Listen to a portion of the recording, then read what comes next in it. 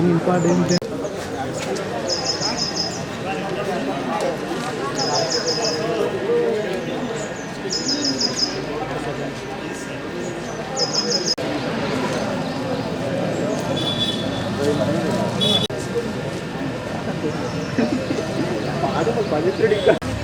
మంచిగా మామ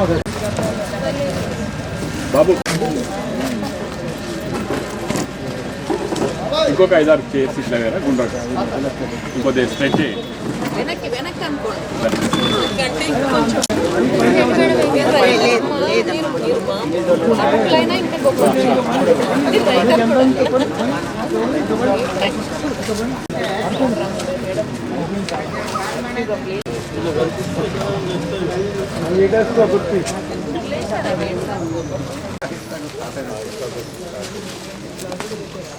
చాలా కల్తీగా ఉంది. మనం ఎక్స్పెక్ట్ చేయలేదు చల్లగా ఉంటుంది అనుకున్నాము. నేను కొంతమంది ప్రజా గ్రంథాలయానికి అడ్వైజర్గా ఉన్నాను.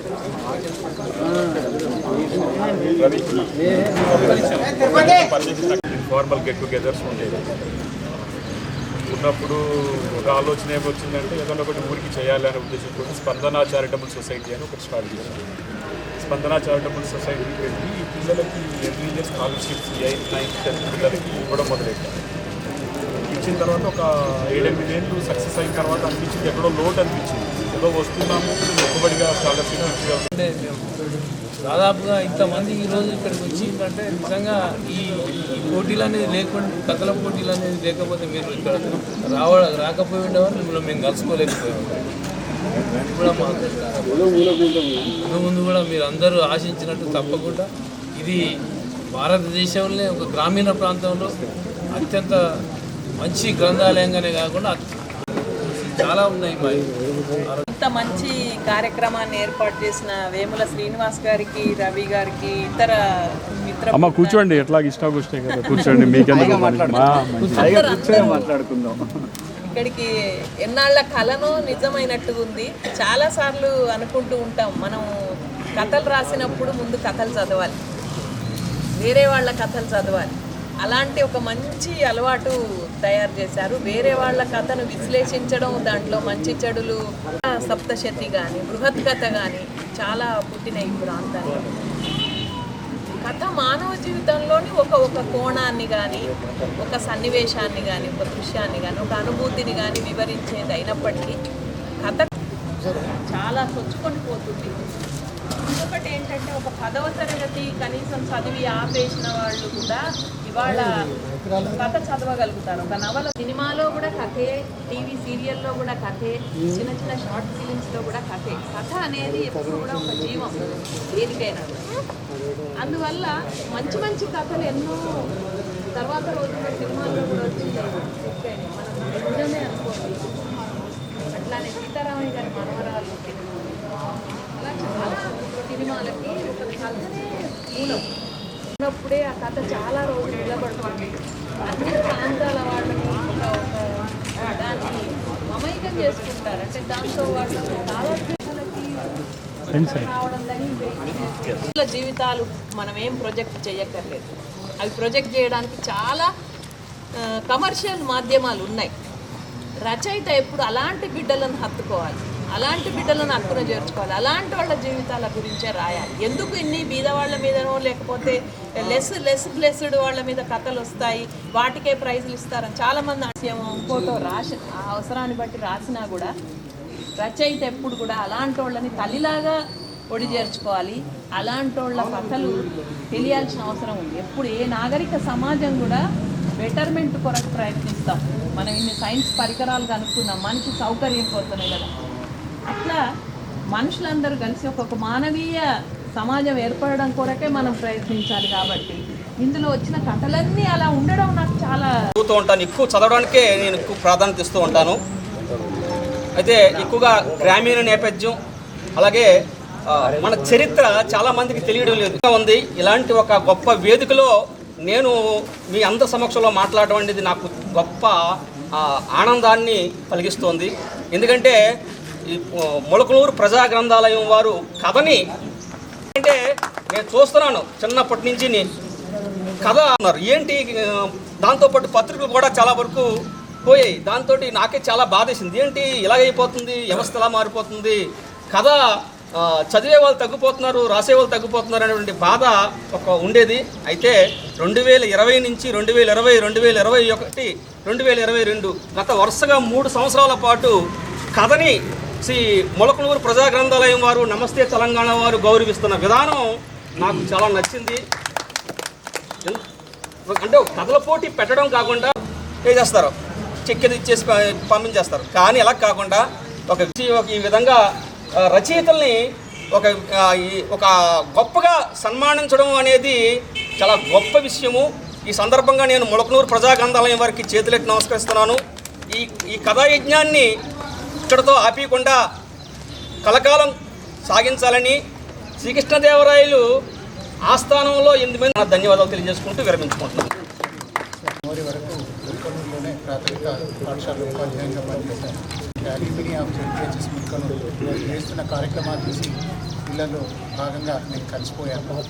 సాహిత్యపరంగా నిజంగా మీరు అన్నారు కదా, ఇక్కడ ప్రజాప్రతినిధులు కూడా సాహిత్యం బాగా సేవ చేస్తున్నారని.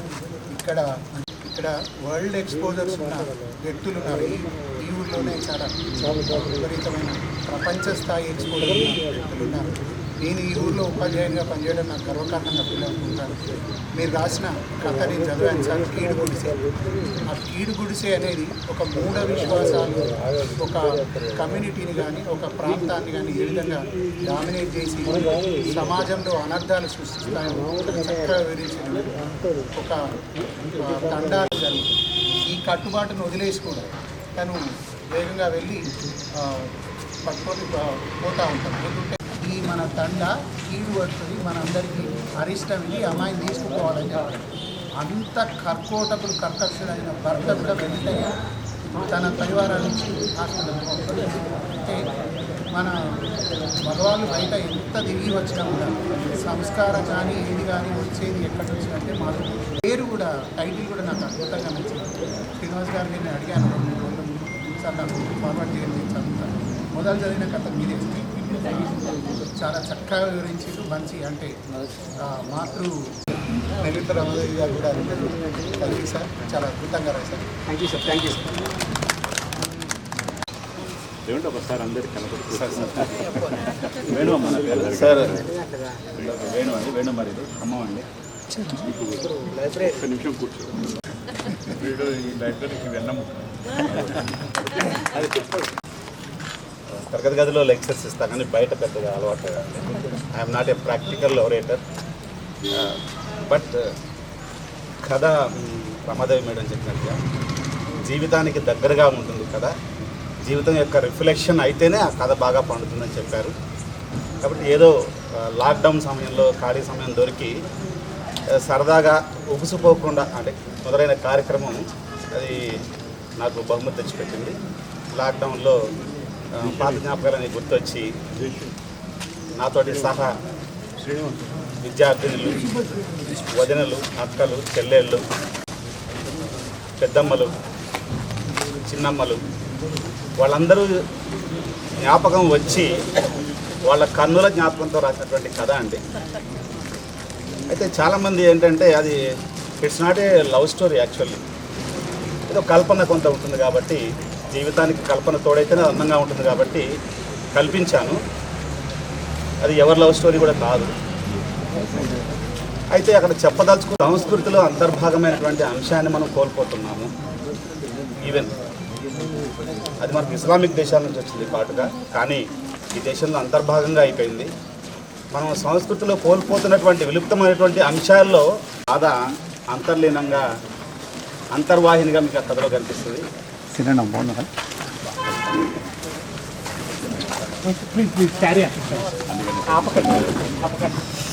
సంస్కృతికి ఒక చిహ్నంగా తీసుకొని నేను దాన్ని అల్లటం 1989 నవంబర్ 9వ తారీఖు ధ్వంసమైనటువంటి తూర్పు పశ్చిమ జర్మన్ల మధ్య ఉన్నటువంటి పెద్ద అగాధం అయినటువంటి వాళ్ళని విడదీసినటువంటి బెర్లిన్ వాళ్ళు నాకు ఇక్కడ కనిపిస్తుంది రాగానే. ఎందుకు కనిపిస్తుంది?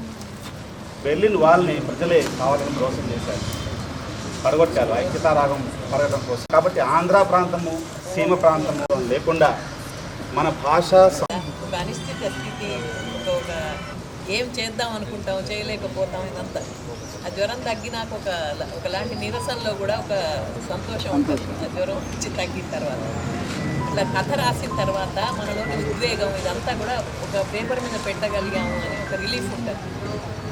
ఇది ఎవరన్నా వాళ్ళు కూడా స్పందించినప్పుడు, మనలాగానే వాళ్ళు కూడా ఆలోచించినప్పుడు అప్పుడు ఇంకా తృప్తి రెట్టింపు ఉంటుంది. సో ప్రతి వ్యక్తి సృజనకారుడు తనలో ఉన్నటువంటి దీన్ని వాడు మూర్ఖుడి గ్రంథాలు వెలుగులోకి తీసుకొస్తున్నారు. అట్లా మీకున్న ప్రతిభ, ఒక సమస్యని ఎత్తి చూపించగలిగే ప్రతిభ మీకుండి మీరు చెప్పకపోతే మీరు దేశద్రోహులు ఉంటారు. Because of that you have the right. ఇంకా బిడ్డ బయటికి వస్తుంది. బిడ్డ బయటికి వచ్చినప్పుడు ఖచ్చితంగా ఆ తల్లికి ఆనందం కలుగుతుంది. ఆ కలిగిన ఆనందాన్ని పక్క వాళ్ళు చూసి నీ కొడుకు మంచుకున్నాడు రా భయ్ అని చెప్పినట్టు ఇంకా ఆనందం కలుగుతుంది. సో అది మేము ఇక్కడ చేసే ప్రయత్నం చేస్తున్నాం. మీరు పురిటి నొప్పులు పడుతున్నారు, పాపని పక్కకు పెట్టుకున్నారు, మీరు చూసి నవ్వినరు, మేము చూసి ఇంకా కొంచెం పక్క వాళ్ళు నవ్వాలని చెప్పి మా ప్రయత్నం చేస్తున్నాం. యాక్చువల్లీ చిన్న పొడిగింపు వాటి మిగతా వాళ్ళు సంతోషిస్తారు కావచ్చు, కానీ మీ బిడ్డ ప్రపంచ బిడ్డ అవుతుంది. అది చదివిన వాళ్ళందరూ కూడా ఓన్ చేసుకుంటారు. ఇప్పుడు అది కాటుక కన్నుల సాక్షిగా అనేటువంటి కథ అది మీది కాదు, మా అందరిది కూడా. సూపర్. సో అంటే ఒక కవి కానీ రచయిత కానీ ఏ మానసిక స్థితిలో ఆ సృజన చేశాడు, తను ఎటువంటి పీక్స్కి వెళ్తాడు. అంటే మామూలుగా అంటే మామూలు కథలు రాయడం వేరు, గుర్తుండేటువంటి కథలు రాయడం వేరు. చేసి ఏం ఆశిస్తున్నాడు? సపోజ్ అతను పేరు ఆశిస్తున్నాడు అనుకోండి, అతనుకున్న జ్ఞానాన్ని అందరికీ పంచాలి అనుకున్నాడు, అది ఆశిస్తున్నాడు. కొన్ని సందర్భాల్లో అతను కొన్ని ఖచ్చితంగా ఇది నేను చెప్పాలి, ఆత్మ నివృత్తి అంటారు. ఆ టైప్లో ఆయన చెప్పుకోలేకపోతే ఇక తట్టుకోలేడు. అలాంటి టైప్లో ఇవన్నిటి కాకుండా కొంచెం ఇంకా బెటర్ కథ వస్తుంది. కథ ఎందుకు వస్తుంది అంటే ఎన్నో కారణాలు, అది రచయితను బట్టి ఉంటుంది, పరిస్థితులను బట్టి ఉంటుంది. ఇది ఒక్క రీజన్ అని చెప్పలేము. సంతోషం వస్తుంది. చాలా భిన్నమైనటువంటి అంశాలు తెలుసుకోవడం కోసము, బయటికి తేడతెల్లని చేయడం కోసము మీ దగ్గర ఎలా అంటే మా సార్ చెప్పేవారు, ఎక్కడో పువ్వు అక్కడో పువ్వు అక్కడో పువ్వు తీసుకొచ్చి నువ్వు అల్లుకో అందమైన మాల అవుతుంది అని. నేను ఆ మాల అల్లుకోవడం కోసము, మాల దండ తయారు చేసుకోవడం కోసం మిమ్మల్ని అడిగాయండి. చాలా సంతోషం. ఇంకా సమయం ఉంటే ఇంకా అద్భుతంగా విషయాన్ని మీరు చెప్పేలా ఉన్నారు, చెప్పగలిగేటువంటి మేధావులు ఉన్నారు. కథలు రాయడం ద్వారా ఏమొస్తుంది అంటే నా అభిప్రాయం అయితే షుగర్ వస్తుందండి.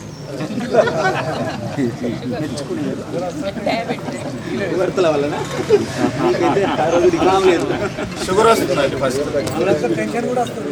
దానివల్ల షుగర్ వస్తుంది. స్టార్టెడ్ బ్రేకింగ్ ద ఐస్, చాలా సీరియస్గా డిస్కషన్. కాకపోతే మీరు అన్న పాయింట్లో రీజన్ ఏంటంటే ఇవాళ రేపు కథ రాయడం ద్వారా నాకు ఏమొచ్చింది అంటే సంస్కారం వచ్చింది సార్. మొరటుగా ఉండేవాడు, రఫ్ డీలింగ్ చేస్తున్నాడు, పిల్లల్ని కొట్టేవాడిని క్లాస్లో, చదువు రాకపోతే మార్క్స్ రాకపోతే. When I started writing I did see an improvement in my personality. వ్యక్తిత్వ వికాసం జరుగుతుందండి మనకు బాగా. ఉద్రేకాల అదుపు బ్రహ్మాండంగా జరుగుతుందండి. మనం శిల్పం అవుతాం, మన కథలే మనం చెప్తాయి, మన పాత్రలే మనం చెప్తాయి. ఇది నేను స్వానుభవం అండి. షుగర్ కూడా వచ్చింది, ప్రీ డయాబెటిక్ కండిషన్లో ఉన్నామని చెప్తారు కదా. దీర్ఘకాలం కూర్చొని తల్లికైనా మనకు పురిటినొప్పులు అన్నారు సార్ శ్రీనివాసరావు గారు. పురిటినొప్పులకైనా మూమెంట్ ఉంటుంది, లేదా ఎక్స్ప్రెషన్ ఆఫ్ గ్రీఫ్, మన దుఃఖాన్ని మన బాధను చెప్పుకోవడానికి పెద్దగా బయటకు చెప్పుకోవటం ఉంటుంది. తల్లి అయినా అరవటం ఉంటుంది, బిడ్డలు కనుక పెట్టుకుంటా అరుచుకుంటా మొత్తుకుంటా కథ రాయలేడు కదా. అంటే చాలా మౌనంగా తనలో తన సంఘర్షణ పడుతుంది, చలనం లేకుండా, కేవలం మానసిక చలనంతో, హృదయ చలనంతో, భౌతిక చలనం లేకుండా అంతర్ మూలాల్లో చలనంతో కథ రాస్తారు. కాబట్టి ఆ విధంగా వికాసం జరుగుతున్నది అనుకుంటున్నానండి. ఇంకొకటి, ఏ వృత్తి చేసే వాళ్ళకి ఆ వృత్తిలో కథలు రాయటం వల్ల ఆ వృత్తిలో మనకు నైపుణ్యం పెరుగుతుంది, చాలా దార్శనికత, బ్రాడ్ విజన్ అనేది పెరుగుతుందని నా అభిప్రాయం. యాంకర్ కావచ్చు, టీచర్ కావచ్చు, లెక్చర్ కావచ్చు, ప్రొఫెసర్ కావచ్చు, డైరెక్టర్ కావచ్చు. జీవితాంతం ప్రేమిస్తే మీరు అన్న షుగర్ ఇస్తారు. కాటుక కథలను ప్రేమించడం మన మధ్యలో ఉన్న తెలంగాణ రాష్ట్రపతి శ్రీనివాస్ గారికి స్వాగతం.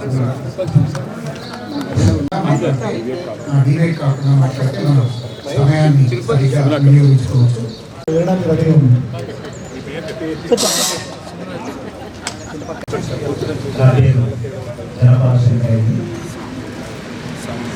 ముస్తాబాద్ మండల్ ఆవురు మాస్టర్ గ్రామం ప్రస్తుతం సిరిసిల్లలో ఉంది.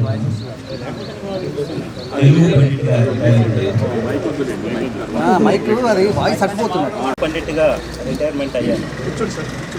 కథా సాహిత్యంలో గత సంవత్సరమే అడిగిడాను. నమస్తే, ఇదే వేదిక పైన మా ఊరి ధన్వంతరి రామ్ తాత అనేటువంటి కథకు విశిష్ట బహుమతి అందుకున్నాను. రెండోసారి కూడా మళ్ళీ అందులో చోటు దక్కడం విశేషంగా భావిస్తున్నాను. మరి నెక్స్ట్ ఇయర్ అయితే ఆ నెక్స్ట్ ఇయర్ భవిష్యత్తులో మనం చెప్పలేం కదండి, మీరు చెప్తే చెప్పండి. నేనైతే చెప్పలేను కదా, నా చేతుల్లో ఏం లేదు. మేము చెప్తాం కానీ మీరు ఏం కథ రాసి రెడీ పెట్టారో చెప్పండి. ఏది రెడీ పెట్టలేదు 2022కు. అయితే ముఖ్యంగా మొలకనూరు ప్రజా గ్రంథాలయం థీమ్ ఏదైతుందో, నా భూతో నా భవిష్యత్తు అనేటువంటి రీతిలో జన్మభూమిని ఎంత ప్రేమిస్తున్నారంటే, జననీ జన్మభూమిగా స్వర్గాగతి గడియేసి అని ప్రేమిస్తూ ఈ గ్రంథాలయాన్ని రూపకల్పన చేసి, ఇంతకుముందు వేముల శ్రీనివాస్ గారు చెప్తుంటే నిజంగా కళ్ళకి నీళ్ళు వచ్చాయి. ఎందుకంటే ఒక్కరుగా కాకుండా అతను ఒక సంయుక్తమైనటువంటి అంతటి గ్రూపును ఒక్కతాటి మీదకి తేవడం అనేది ఏదైతుందో అది మహా కష్టమైనటువంటి. ఆ పత్రిక ద్వారా విన్నటువంటి కొన్ని ఆ కవితలను, ఆ వార్తలను విని ఆమె దానితో రాయడం. వాస్తవానికి ఆమె బడికి పోవడం కూడా చెల్లెల ద్వారా వెంబడ వెళ్ళి నేర్చుకున్నది. అట్లా నేర్చుకొని నేను చేతులు పనిచేస్తున్నాను, నా మాట్లాడడానికి సరిగా రాదు, నేను బతకాలనుకుంటున్నా, మీరెందుకు వస్తున్నారు అని ఆ కవితల్లో కూడా జనాన్ని ప్రశ్నించే ఆ విషయం ఏదైతే ఉందో అది నిజంగా మాకు ఎన్నోసార్లు కూడా మేము ఆమెకు ఘనంగా సన్మానించామనుకోండి, తెరపైకి తెచ్చామనుకోండి. అటువంటి విషయం ఆమెది కూడా ఇతరులకు పరిచయం చేద్దాం. సామాజికంగా ఆమె ఎంత దృఢ సంకల్పంతో ఉన్నా, అంత వికలాంగురాలైనా కానీ అంత ఆమె యొక్క ధైర్యం అనేటువంటి ఎంత గొప్పదో.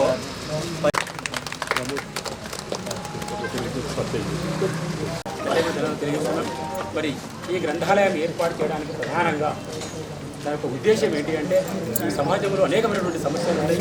ఆ సమస్యలు అన్నిటికీ కూడా ఈ గ్రంథాలయాల పరిష్కారం చూపిస్తాయని చెప్పి ఆలోచనతో మా వేముల శ్రీనివాస్ గారు, మా డిప్యూటీ రవీంద్ర గారు, గ్రంథాలయ అధ్యక్షులు, అదేవిధంగా మా టీం కూడా, వీళ్ళందరూ కూడా వెల్ ఎడ్యుకేషన్ పర్సన్స్, సమాజం పట్ల కొంత స్పృహ ఉన్నటువంటి వ్యక్తులు. మీకు తెలంగాణ రాష్ట్రంలో ఎక్కడ కూడా ఇంత పెద్ద గ్రంథాలయం ప్రైవేట్ ఆధ్వర్యంలో ఒక వాలంటీర్ ఆర్గనైజేషన్లో ఏర్పాటు చేయడం అనేది మొట్టమొదటిది. దీన్ని ఆదర్శంగా తీసుకొని తెలంగాణ రాష్ట్రంలో ఉన్నటువంటి అన్ని కనీసం మండల స్థాయిలోనైనా గ్రంథాలయాలు ఏర్పాటు చేసుకోవాలని చెప్పి నేను భావిస్తున్నాను. దానిలో భాగంగానే మేమందరం కూడా ఒక 8 సంవత్సరాల నుంచి ఏర్పాటు చేస్తూ ఇంకా దీన్ని ఇప్పుడు రాష్ట్ర స్థాయి కాకుండా జాతీయ స్థాయికి కూడా తీసుకుపోవడానికి ప్రధాన కారణం తెలంగాణ సాహిత్యం పట్ల మా ఊరి యొక్క ఆదర్శవంతులైనటువంటి వేముల శ్రీనివాస్ గారికి ఉండడం. ఇది జాతీయ స్థాయిలో వెలుగులోకి రావడం జరిగింది. ఇది ప్రపంచవ్యాప్తంగా కూడా ఒక గుర్తింపు వస్తుందని మేము భావిస్తున్నాం. కూడా ధన్యవాదాలు. సార్ మాకు కొలీగ్ అయితే ఇంతకుముందు అంటే అందరూ వస్తున్నారు మా దగ్గరికి, బ్యాచ్ వాళ్ళందరూ. అండ్ ఇప్పటికీ అదే రిలేషన్ మెయింటైన్ చేసి ఫాదర్ ఇంజల నరసింహారెడ్డి గారు మహాకవి, ఆయన చాలా కావ్యాలు రాశారు. ఆధునిక తెలుగు సాహిత్యం పద్య కావ్యాలు పద్య కవిత్వం తగ్గిపోతుందో కొంచెం అద్భుతమైనటువంటి పద్య కవిత్వం నిర్వహించినటువంటి నరసింహారెడ్డి కుమార్.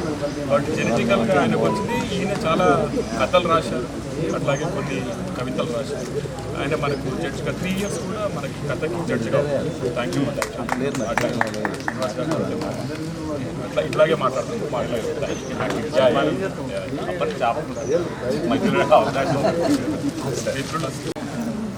పెద్దవారితో దగ్గరికి వెళ్ళి మాట్లాడు. తులసి బాలకృష్ణ అనగానే నేను 9th క్లాస్లో స్వాతిలో వారి కథ చదివాను.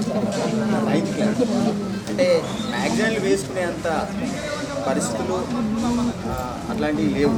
చిన్న గ్రామము, నన్ను పుస్తకాల పురుగు అనే ఎవరింటికాడ ఆంధ్రభూమి కానీ స్వాతి కానీ కనబడ్డా సండే మ్యాగజైన్ కనబడ్డా తెచ్చి చదువుకున్నాను. అంటే ఆ సాహితీ కోణం నుంచి నేను టీచర్ ట్రైనింగ్ వికారాబాద్లో చేసేటప్పుడు మా గురువుగారు గౌరవేటి చెన్నయ్య సార్ నాలో ఉన్నటువంటి సాహితీ అంశాలను గమనించి చాలా ప్రోత్సహించారు. 2003లో నా మొట్టమొదటి కథ ప్రచురితమైంది ఆంధ్రభూమి నుంచి. ఇంకా ఆగకుండా వెంటగా 4-5 ఏళ్లలోనే దాదాపు 10-15 కథలు రాశాను. కొద్ది రోజులు నేను ఈనాడులో కూడా రిపోర్టర్గా చేశారు. మార్కెట్ సార్ అప్పుడే నాకు బాగా పరిచయం. కాంపిటేటివ్ ఎగ్జామ్స్ వైపు వెళ్ళి ఇందాక మిత్రుడు చెప్పారు సాహిత్యం మనకి ఏమిస్తుంది. నిజంగా కమర్షియల్గా నేను ఆలోచించినప్పుడు 350 రూపాయల చెక్ వచ్చేది ఒక కథ రాసుకునే. బ్యాంక్ అకౌంట్ తీయాలంటే 500 కావాలి. నా మొదటి కథ చెక్ ల్యాబ్సెట్. నేను అకౌంట్ తీయలేని పరిస్థితిలో ఎడిటర్ గారి దగ్గరికి వెళ్ళాను. ఆంధ్రభూమి హైదరాబాద్ వెంకటరామ్ రెడ్డి సార్ అప్పుడు ఆంధ్రభూమి సార్ ఏమన్నారంటే బాగా టైం అయిపోయింది అబ్బా, నేను ఏం చేయలేదు వెనక్కి పంపించాను. అదొక మధుర జ్ఞాపకమే నాకు. అకౌంట్ తీయలేని పరిస్థితిలో ఉండి కూడా సాహిత్యాన్ని తీసుకుంటాను.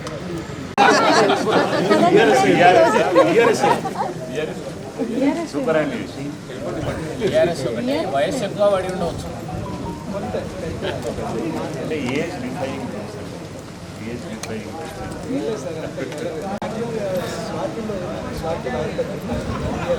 చాలా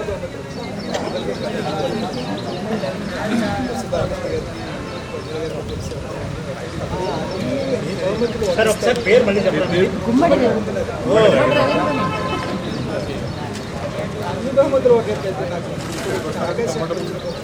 వీరికి మైక్ కావాలి. లక్కీగా ముందే పబ్లిష్ అయింది. పరిచయం కూడా వేశారు కాబట్టి చదివిన వాళ్ళ మళ్ళీ దాన్ని మీరు కథకుల్ని రచయితల్ని గౌరవించడం అనేది ఒక వ్యక్తి అయితే మీరు కథని కూడా గౌరవిస్తున్నారు, కథని ప్రేమిస్తున్నారు. నేను మీ వాట్సాప్ గ్రూప్లో మీ సమాచారాలు చూసినప్పుడల్లా నాకు తెలుసు మీకు ఇప్పుడు విక్రమ్ గారి గురించి చెప్పగలను సార్, నా కథ గురించి చెప్పగలను, కథల సాక్షిగా కాటు కథల సాక్షి గురించి చెప్పగలను. ఏ కథ గురించి అయినా సరే దాని ఆత్మని మీ మెమరీ బ్యాంక్లో ఆ ప్రేమ నాకు నచ్చింది. ఈ బహుమతులు ప్రధానము అదంతా ఒక ఎత్తు అయితే కథ పట్ల రచయిత కన్నా ఎక్కువ ప్యాషన్ మీద నాకు అది నాకు ఎక్కువ అందువల్ల మీరు నాకు ఇచ్చిన బహుమతి నాకు value double.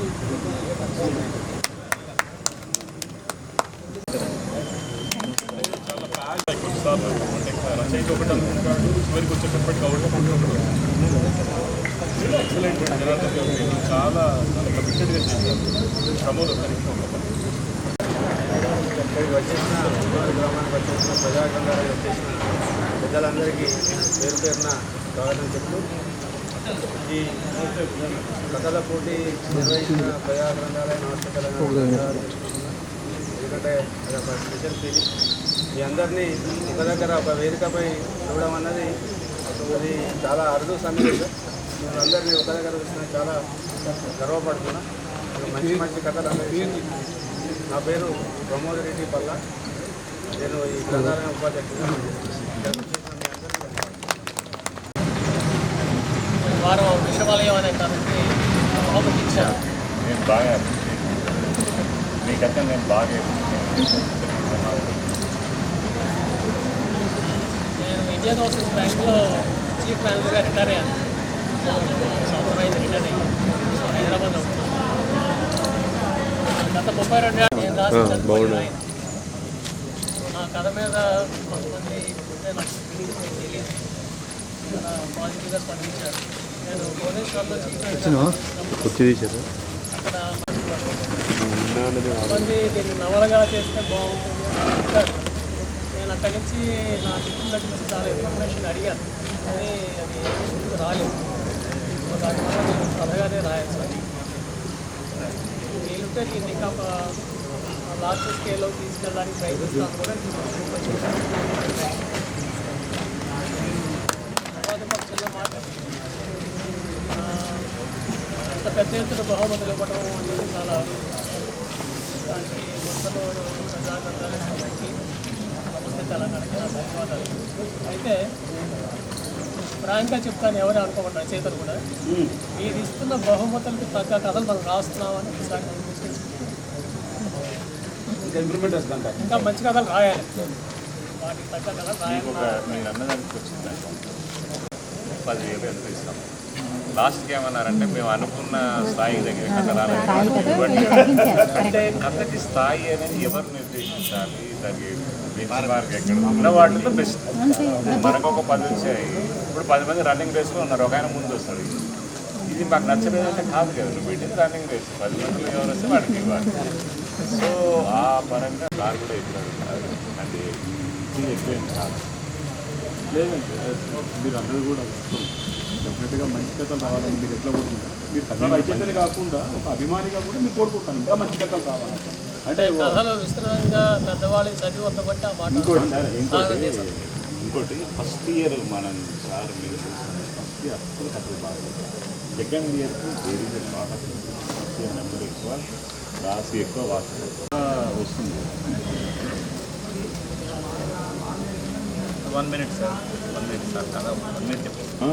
Only 1 sentence sir. Unset technique బాగుంది సార్, దాన్ని రోషమన్ టెక్నిక్ అంటే చాలా ఫిల్మ్స్ అంటే కుర్సోవా అనేటువంటి డైరెక్టర్ ప్రారంభించిన టెక్నిక్ సార్. కొన్ని పాత్రలు తీసుకొని చెప్పించేసి లాస్ట్లో ఒక 2 పారాగ్రాఫ్లో 3 పారాగ్రాఫ్లో ముక్తాయింపుగా తీసుకెళ్తారంటే పాత్రలన్నీ కూడా ఒకే అంశం గురించి లాస్ట్కి వచ్చేసరికి యూనిఫైయింగ్ ఫ్యాక్టర్గా కంక్లూజన్ అనేది ఉంటుందండి ఆ టెక్నిక్లో.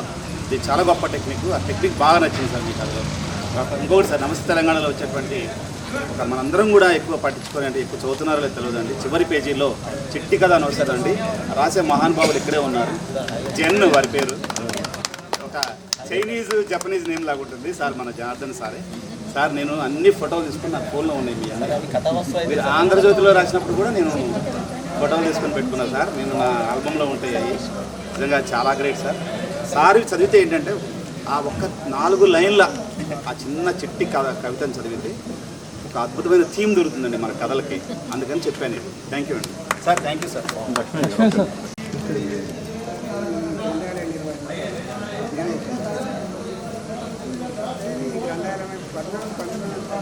మొదటిసారి 2019 సంవత్సరంలో శ్రీనివాస్ గారు ఏం చేసిందంటే ఒక కథల పోటీ పెట్టాలి. మాకేమనిపించిందంటే పైసలు ఖర్చు పెట్టి 50,000 పెట్టి ఖర్చు పెట్టి ఏం లాభం ఏం ప్రయోజనం అనేటువంటి మాకు మొదటిసారి అనిపించింది. ఆ తర్వాత పుస్తకం పూర్తయిన తర్వాత నేను ఆ విత్తనం అనేటువంటి కథ అది ఎంత ప్రభావితం చేసిందంటే నేను దాన్ని ఒక 5 సార్లు 6 సార్లు చదివిన తర్వాత ఏమనిపించింది కదా అంటే, మనం దీవులకు దిక్కు లేని వాళ్ళకు, తర్వాత ఆపదలో ఉన్నటువంటి వాళ్ళకు మనం సహకారం చేసినట్లయితే భగవంతుడు ఇది మనల్ని మన ఇబ్బందులు ఉన్నప్పుడు మనకు సహకారం చేస్తారు ఇది అని వెతుకుంటూ మనల్ని విధి వస్తుంది అనేటువంటి నాకు అర్థమైంది. కాబట్టి సమాజాన్ని నిర్మాణం చేసేటువంటి కార్యక్రమంలో సాహిత్యం చాలా ప్రధానమైన పాత్ర వహిస్తున్నటువంటి అయితే శ్రీనివాస్ గారిది అరే మంచి పద్ధతి, అప్పుడు ఈ సమాజానికి ఎంతో ఉపయోగపడుతుంది. ఆ తర్వాత నాకు మొదటిసారి అయితే నాకు నా వ్యక్తిగత అయ్యో ఇవన్నీ కప్పుకుంటాను ఇదేందని అనుకున్నా, కానీ తర్వాత ఈ సాహిత్యం ద్వారా సమాజాన్ని ఇంత ప్రభావితం చేస్తున్నాను. వారు సరస్వతి శిశు మందిరం ఈ కన్నెరబట్ల నచ్చయ్య గారు సారు సంస్కృత కళాశాల ధర్మపురి సంస్కృత కళాశాలలో ప్రిన్సిపల్గా 22 సంవత్సరాలు 33 వచ్చాను. అక్కడ మాట్లాడతాడు వివరాలన్నీ అని ఆయన చెప్పినట్లు లెక్క ఇక్కడ నన్ను మాట్లాడమని అడగడం వల్ల మీకు నాకు ఇద్దరికి నష్టం. కారణం ఏంటంటే మా ఇంటి పేరు సంగనపట్ల, ధర్మపురి గ్రామం, ఉమ్మడి కరీంనగర్ జిల్లాలో. ఇప్పటికీ నేను జిల్లాలు విడగొట్టడం వల్ల ఇష్టపడను. కారణం ఏంటంటే నాకు కరీంనగర్ జిల్లా వాడని చెప్పుకోవడం ఇష్టం. లేకుంటే చిన్న జిల్లాకు జగిత్యాలకు వెళ్ళిపోయినట్టు 10 రూపాయల నాణ్యం నుంచి 1 పైసా నాణ్యంకి వచ్చినట్టుగా భావన ఉన్నది. రెండవది, మా ఇంటి పేరు సంగనపట్ల అయితే కోవెల సంపత్ కుమారాచార్య అని ఒక పెద్ద ఆయన నన్ను ప్రసంగ భట్టు అన్నాడు. ఎందుకంటే నేను విపరీతంగా మాట్లాడతాను. అందువల్ల మీరు నాకు అవకాశం ఇవ్వడం అనేది మీకు ప్రమాదం. నేను సాహిత్యానికి ఇతర రంగాలు ఏవి నాకు తెలియవు కూడా. ఒక 50 ఏళ్ల పాటు సాహిత్య రంగంలో ఉన్నవాడిని. అనేక ప్రసంగాలు, తర్వాత అనేక గ్రంథాలు రాశారు. సృజన తక్కువ, శోధన ఎక్కువ నా దగ్గర. శోధనలో ఉన్న కారణంగా సృజన మరుగున పడిపోయింది. కవిత్వం రాసేవాడిని, కథలు రాసేవాడిని. 7వ తరగతి వయసులో ఉండగా నవల కూడా రాశాను. ఇంట్లో చివాట్లు పడ్డాను. అప్పుడు అపరాధక పరిశోధన నవలలు బాగా చదువుకున్న దుష్ప్రభావం వల్ల నేను నవల రాశాను. ఇంత చిన్న వయసులో ఈ నేర ప్రవృత్తితో ఈ నవలలు రాయడం ఏంటని ఇంట్లో వాడికి పట్టుకుంది. నేను కథలు ఎక్కువ రాయను. కథా రచయితలు మిత్రులు చాలామంది నాకు ఉన్నారు. ముఖ్యంగా నా బెంచ్మేటు బిఎస్ రాములు, కరీంనగర్ జిల్లాలో మంచి కథా రచయిత. వాడికి నేను మొదటి శ్రోతను. కథ బాగా లేకుండా చివాట్లు పెట్టేవాడిని. పాలు అనే కథ పంచుగా ఉండి ముల్కందూరు గ్రంథాలయం కోసం బండలు పోతారు. గొప్పతనం సాహిత్యం పట్ల ఉన్నటువంటి మామూలు ఈ ఊళ్ళోనే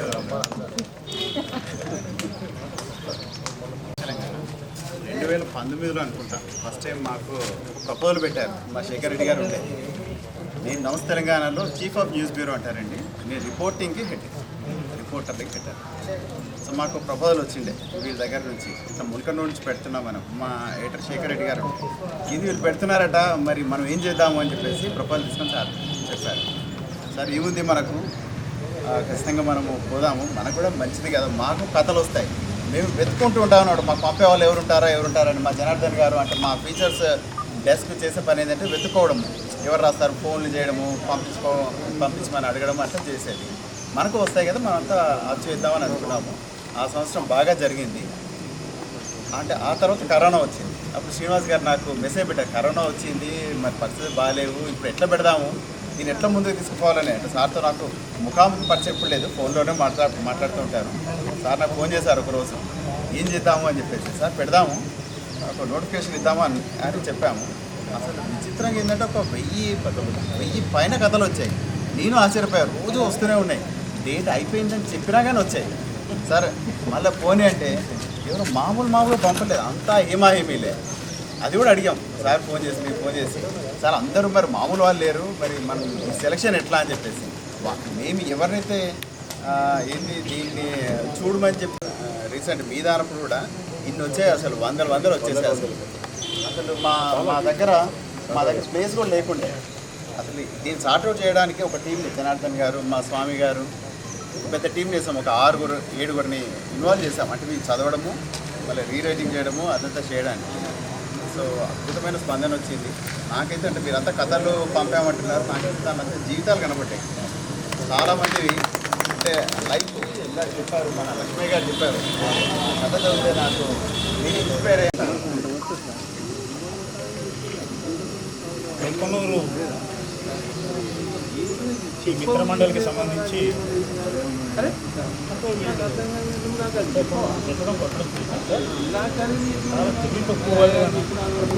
సమర్థులుగాను ముఖ్యులుగాను గ్రంథాలయం పెట్టడం ఏంటండి ఈ రోజుల్లో. చక్కగా ఏ బారో ఏ సారా కొట్టో మరుగుతో పెట్టుకుని లాభాలు పొందవచ్చు. ఇంత శక్తిని మీరు మీ తెలివితేటల్ని, మీ డబ్బుని, మీ సమయాన్ని వీటన్నిటిని ఉపయోగించి ఇంకా వేరే వాళ్ళకి ఉపయోగిస్తుంది, పిల్లలకు ఉపయోగిస్తుంది, భవిష్యత్తులో వాళ్ళకి ఇరిగిపోతే చాలా కష్టం సార్. భవిష్యత్తులో పిల్లలు తెలివిగా ఇరిగిపోయారంటే కొంపలు పెంచుతారు. వాళ్ళని గొర్రెల్లాగా పెంచేలాగా చేసే అవకాశం ఉన్నప్పుడే మీరు ఎప్పుడైతే గ్రంథాలయం పెట్టారో వాళ్ళు తెలివిగా మారిపోతారు సార్. చాలా ప్రమాదకరమైన విషయాన్ని మీరు తెలుసుకున్నారు. నేను కథలకు సంబంధించి ఇందాక వాళ్ళు అడిగారు మనకి ఏమొస్తుంది అని.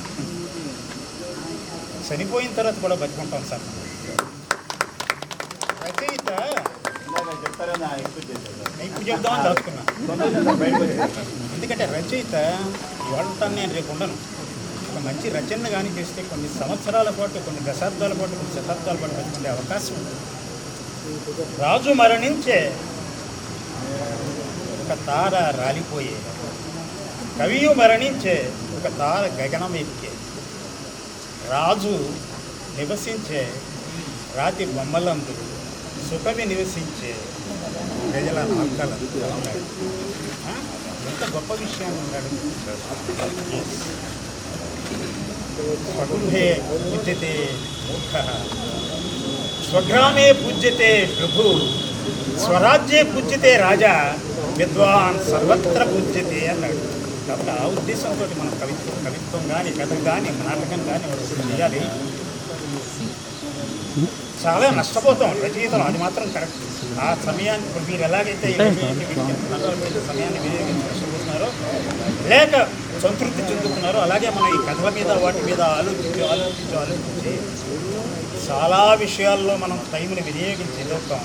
కానీ దీంట్లో వచ్చే సంతృప్తి మనం మనలో ఉన్న భావాలను మనకే కాదు, ఇదే కాదు, ప్రపంచం ఇంకా ఉంది అని చెప్పడానికి అవకాశం ఉంటుందంటే నేను డ్రామాస్ కూడా రాస్తాను, డైరెక్ట్ చేస్తాను. అందులో ఎందుకు ఆ సమయాన్ని ఉపయోగించుకుంటే మనం ఉద్యోగంలో చాలా పైకి వెళ్ళచ్చు. అంటే అందరినీ పెద్దల్ని కొలుద్దామని చెప్పి వచ్చాను. యాక్చువల్గా ప్రైస్ నాకు రాలేదు, బట్ మీతో షేర్ చేసుకుందామని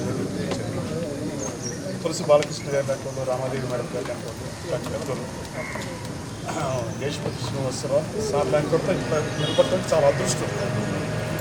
మీతో టైం గడుపుదామని జ్ఞాపకాలు పెట్టుకున్నాను.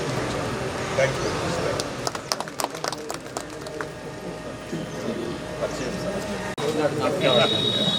అసలు ఏంటంటే ఇక్కడ నేను 1984 వరకు టీచర్గా పనిచేసి వెళ్ళాను. 12 ఏళ్ళకి రిటైర్ అయ్యాను. నేను ఇప్పుడు మిత్రుడు సంగనపట్ల చెప్పినట్టుగా చందమామడు వాళ్ళింటాడు, సైన్స్ ఆడలు, విశ్వప్రసాద్ రాసేవాడు, ఆడది ఆటం అస్థిపంజరం అట్లాంటివి అవన్నీ చదివి పిచ్చి అయింది. పీటీగా చేశాను. 60 ఏళ్ళ నుండి యోగా చేస్తున్నాను, కరాటే కూడా ఏదో డిప్యూటీ గ్రాండ్ మాస్టర్ ఇవన్నీ చేసి కూడా మళ్ళీ ఒకటి ఏమనిపించి మనకు తెలిసి చెప్పకూడదు అని ఒక 40 యోగా గ్రంథాలు, 37 యోగా గ్రంథాలు, 3 కరాటే పైన ఇంకా మురుగా పోలేదు. కథ రాశాను, తెలుగు వెలుగులో వచ్చింది, నమస్తే తెలంగాణ మీరేమనుకుంటారు. అయితే ఆ కథ వచ్చిన 2 రోజులకి ఫోన్ వచ్చింది. ఎవరు నువ్వా? నేను కరాటే మొదలు ఉద్యమమైన పెట్టాడు దేవుడు నీకు, ఇష్టం వచ్చిన రాస్తా ఉండవా? ఏమి వచ్చలు గుద్దుకుండేది నీకేం తెలిసింది? రైతు బాధలు పెట్టి సంతోషంగా రాస్తుండవా? ఇట్టగా రైతు పడే బాధలు నీకు డబ్బులు శాంక్షన్ కాకేస్తుందా? ఏం రాసావది? అయ్యా క్షమించాలి, నేను కూడా రైతునే, నేను బాల్యంలో చేస్తున్నాను, సంతోషిస్తున్నా అంటే అంత అతను ఫీల్ అయ్యాడు. చాలు, ఎటువంటి ఏమవుతుంది. ఇక తర్వాత తెలుగు వెలుగు, దుర్గ వెలుగు ఇట్లా రాస్తున్నాను అనుకోండి. తర్వాత మన ఇప్పుడు మా శిష్యులు, ఈ పిల్లలంతా మా శిష్యులు. I'm very proud of them actually. ఇక్కడికి రాసినప్పుడు ప్రైజ్ రాదే అంటే నాకంటే బాగా రాసేవాళ్ళని నిజం కదా. అద్భుతమైన అభ్యర్థీకరణ సబ్జెక్టు అవి ఉన్నటువంటి వాళ్ళు రాస్తున్నారు కనుక ఒకవేళ రికమెండేషన్ అడుగుంటే వీడు నాదే ముందు ఇచ్చేవాడు, బాగా రాయకపోయిన ఫస్ట్ ప్రైజ్. అలా లేదంటే ఇక్కడ సమవర్తిత్వం ఉంది, అద్భుతంగా ఉంది. తర్వాత సర్పంచ్ గురించి చెప్పారు, మాట్లాడాల్సి వస్తుంది. ఇక్కడే ఉన్నా కదా నేను, నాకు చాలా అనుబంధం ఉంది. ఇంత పిల్లవాళ్ళు వీళ్ళు ఈ శ్రీనివాసు ఇంకో శ్రీనివాసు సుగుణాకర్ వీళ్ళందరూ సర్పంచ్ని పిలిచి పని కూడా చెప్పారు. ఆయన రాళ్ళు మోసారు. శ్రీశ్రీ ఎప్పుడో నా శ్రీనివాసన్ కదా, తాజ్మహల్ నిర్మాణానికి రాళ్ళు ఎత్తిన కూలీలు ఎవరు అని ఇంకా ఇక్కడ ఉన్నాడు. అంటే ఇట్లాంటి వాళ్ళు చూస్తున్న అనుబంధం కొనసాగుతుంది. 2010లో నేను పదవి విరమణ చేశాను. తర్వాత రాస్తున్నాను. ఇప్పుడు ఒక 50 కథలు రాశాను. అనుకోకుండా ఒక మిత్రుని రాయమని చదువుమని ఇస్తే 4 కథలు చదువుమని ఇస్తే ఏంటంటే ఒకటి విన్నా, ఒక కథ చౌర్యం అయింది. 6 నెలల తర్వాత మా అమ్మాయి చెప్పింది, అన్న నేను సినిమా తీసిందంటే ఫోన్ చేశాను. పర్లేదు నేను కేసీఆర్ నీ మీద నా పేరు రాయకు తప్పైంది సార్ అంటే మరి తీసుకోండి అంటే బిగ్ మూవీ తీసాడ పాటలు అమ్మాయికి అందరు తీస్తారు. మన తెలంగాణ గర్వించదంట ఫ్రీడమ్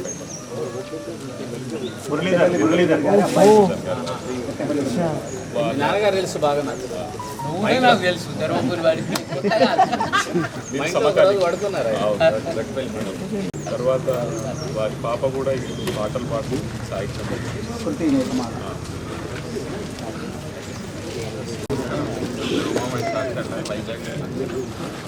కష్టంలో పని. ఈరోజు ఈనాడులో చాలా పోటీలు అందరూ పెడతారు. కథలు చాలామంది పోటీలు నెట్లో కథలు పెట్టి అకౌంట్లో అమౌంట్ వేసేసి అలాగా ఫంక్షన్లో తులం బంగారం కావాలా, ఒక తులసిమాల కావాలంటే రచన తులసిమాలే కోరుకుంటాడు. అందుకని పోటీలకి ఎప్పుడెప్పుడు జనవరిలో రాసిన కథ కూడా డిసెంబర్ వరకు దాచి పక్కన పెట్టుకోవాలి. మీరు అలా అనుకుంటే తులసిమాల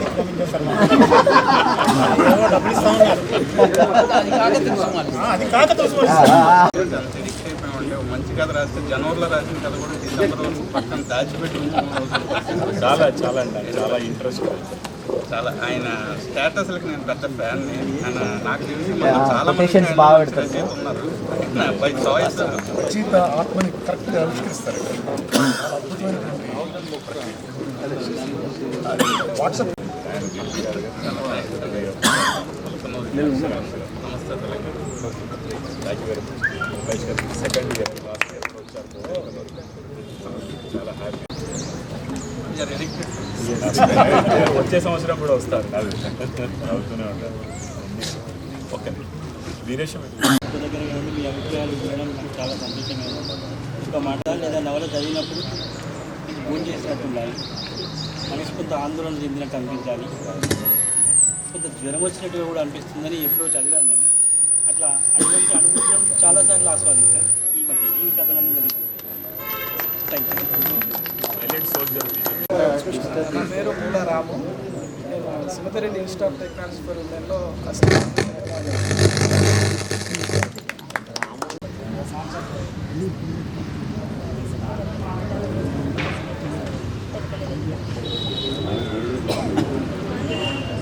ఒక న్యూస్ చదివాను పోయిటరీ రాయడంలో జాతీయ అంతర్జాతీయ మహిళా 1960s నుంచి కూడా అనువాదం చేశారు.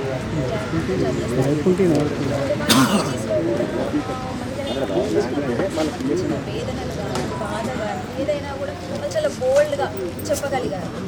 ఆ పోయిటరీస్ మనం అనువాదం చేసేటప్పుడు మహాప్రవాస లేని ఒక విషయం అనేది అంటే ఒక సామాజిక దురాచారం కట్న అనేది స్త్రీ జననేంద్రియ వికృతీకరణ అని చెప్పేసి ఒక సామాజిక దురాచారాన్ని వాళ్ళకి చూపించినప్పుడు అసలు ఏంటి ఇది ఇంతవరకు నేను చదవలేదు చూడలేదు అని చెప్పేసి దాని గురించి సెర్చ్ చేస్తే దానిపైన ఎన్నో రకాల న్యూస్ అనేది నాకు తెలియడం జరిగింది.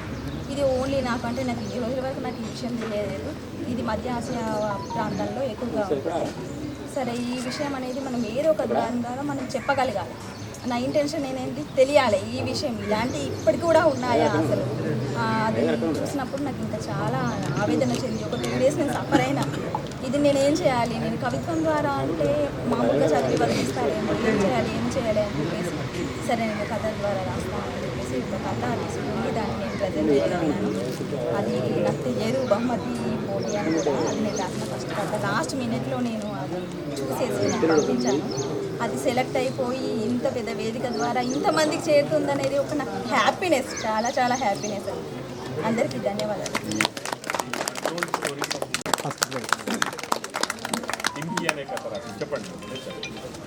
అందరికీ నమస్కారం. నా పేరు స్ఫూర్తి కందిమన్.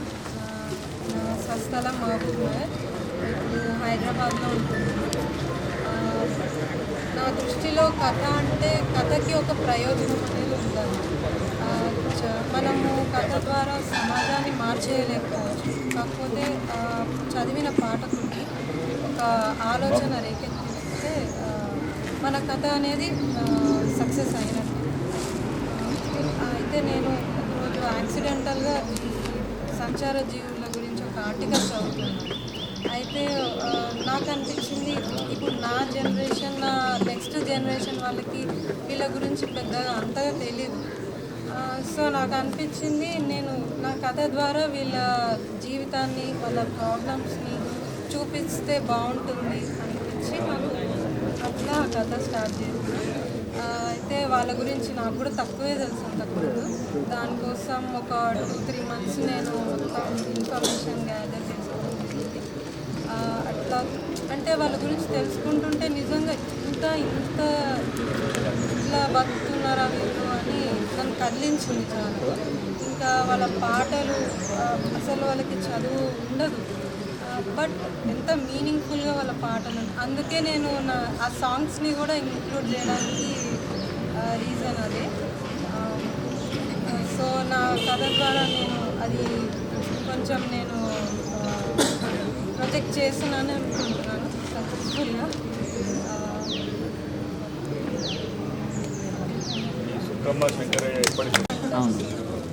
తంబూరాన్ని పెడితే అది కామన్ ఉంటుంది. తెలుగు వర్డేనా? మంచిర్యాల నుండి వచ్చాను.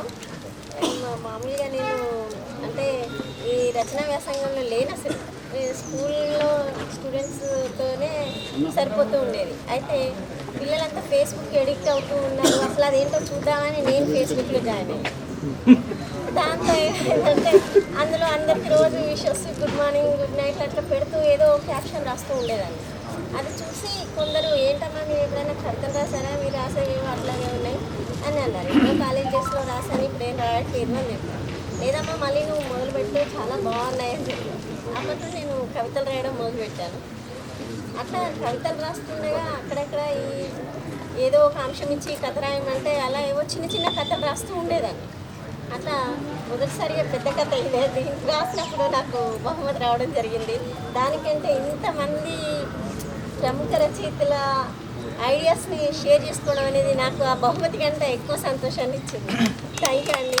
ముల్కనూరు గ్రంథాలయాన్ని ఏర్పాటు చేసిన మిత్రులందరికీ కూడా ప్రత్యేక అభినందనలు. థ్యాంక్ యూ అనండి. మేడం మీరే సార్ చెప్పారు మీ హ్యాండ్ రైటింగ్ టైం లేదు కాబట్టి కారం లేని కూర, ఆకారం లేని ఇల్లు, ప్రాకారం లేని కోట, ఓంకారం లేని మంత్రం, సేవానిరతి లేని వృత్తి ఎలానైతే నిరర్ధకమో అట్లాగే మన జీవితంలో పరోపకారం లేని జీవితం కూడా నిరర్ధకమని అందరూ అంటారు.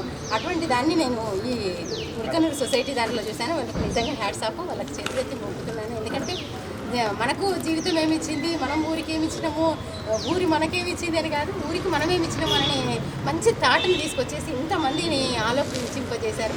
సార్ అన్నట్టుగా ఒక సిరాచిక్క లక్ష అన్నట్టుగా చాలా చక్కగా చెప్పారు. దానికి మీ అందరికీ కూడా హృదయపూర్వక ధన్యవాదాలు. అంతేకాకుండా హితైన సహితం సాహిత్యం అని అన్నారు. మంచి సాహిత్యము సమాజానికి హితం చేకూర్చాలి, తప్పనిసరిగా అట్లాంటిదే సాహిత్యం అవుతుందని. అట్లాంటి దాన్ని ఏరి కోరి ఇంతమందిని ఒక్క దగ్గర చేసేసి ఒక పండగలాగా చేస్తున్నారు. దానికి నిజంగా కూడా మీకు హృదయపూర్వక ధన్యవాదాలు. ఇంకా నా గురించి చెప్పేందుకంటే నేను LIC లోపల అడ్మినిస్ట్రేటివ్ ఆఫీసర్గా చేస్తున్నాను. ప్రస్తుతానికి గిద్దలూరులో పనిచేస్తున్నాను. Native of Warangal. నా మొట్టమొదటి కథ 1991లో పడింది. ఆంధ్రజ్యోతి లోపల కొత్త రచయితల శీర్షికలో పడింది. దానికి దేశ విదేశాల నుండి నాకు విపరీతమైన, అప్పుడు ఉత్తరాలు కదా, ఉత్తరాలు విపరీతంగా వచ్చాయి. ఉత్తరాలు చదవడం అంత నాకు ఇంట్రెస్ట్, అంటే అంత సంతోషం ఇంకా వేరేది లేదు. అది చూసి నేను ఎంత బాగా సంతోషపడ్డానంటే ఆ సంతోషంలో 2 సంవత్సరాలు రాయడం మర్చిపోయాను.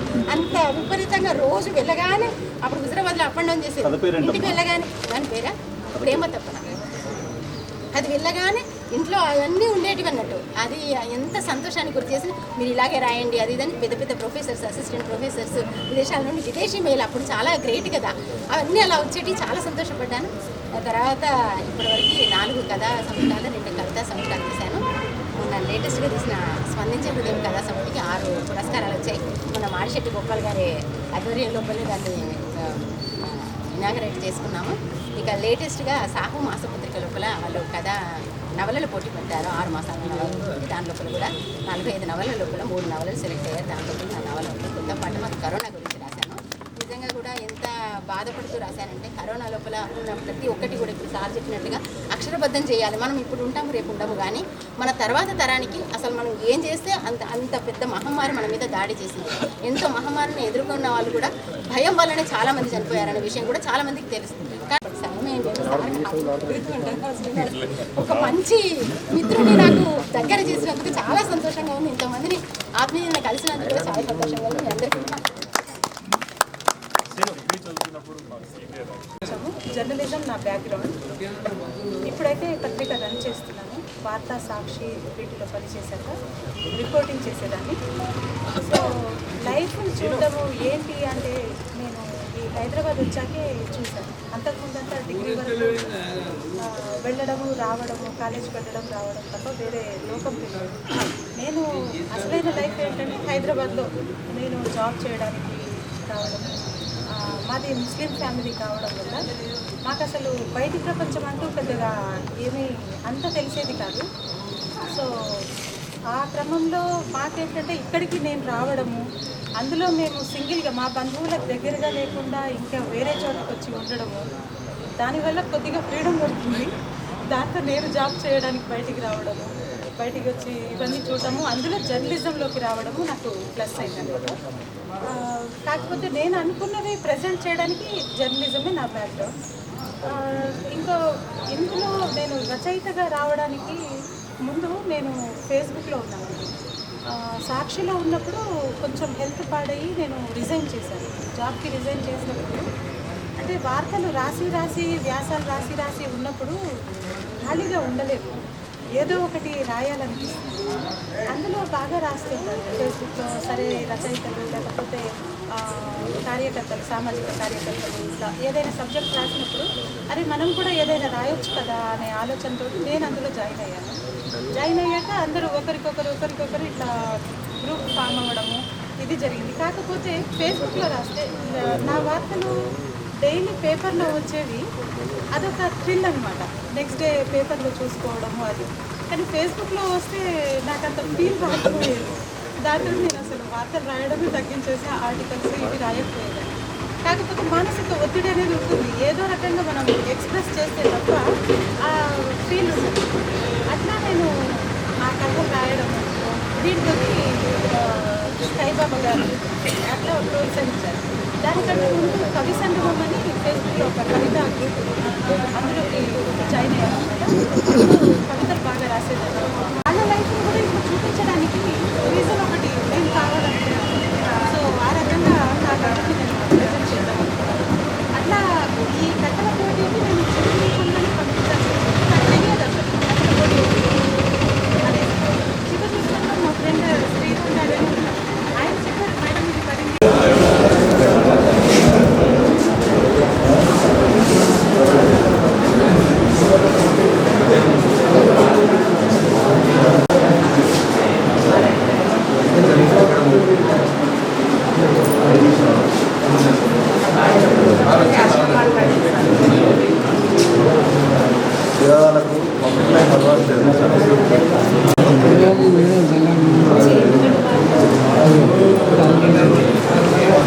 ఎంత పెద్దదైనా అయ్యా